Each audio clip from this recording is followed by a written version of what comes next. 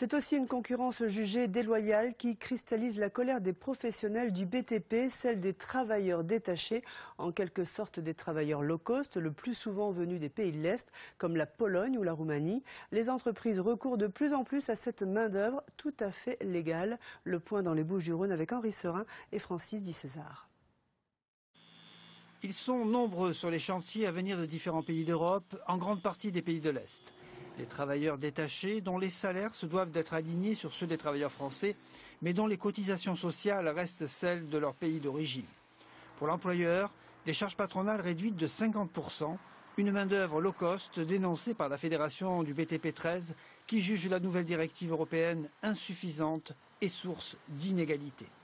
L'Union européenne, c'est la volonté des États, c'est de faire un endroit où nous serons tous égaux, où nous allons pouvoir tous librement circuler, mais il faut que les régimes sociaux et la fiscalité soient harmonisés pour que ça soit juste.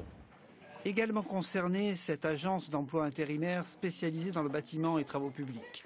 Pour son responsable, le recours aux travailleurs détachés nuit à la profession.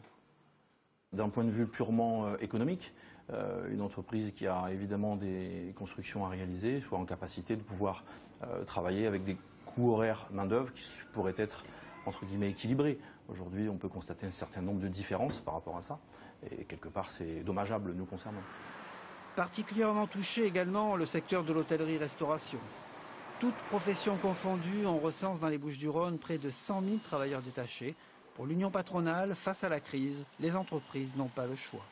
Quand vous vous battez tous les jours et que vous avez face à vous des entreprises étrangères qui bénéficient d'éléments plus simples, de coûts du travail amoindris et qui viennent se battre sur le sol français, ça vous fait perdre des marchés. Donc à un moment donné, si on veut sauver l'entreprise et donc un certain nombre d'emplois en France, on est obligé aussi de se mettre au même niveau de concurrence que nos voisins. Donc d'avoir recours aux travailleurs détachés, d'autant que c'est tout à fait légal et permis quand on respecte les règles. La Fédération du bâtiment et travaux publics propose une nouvelle charte aux employeurs, maîtres d'ouvrage et ouvriers.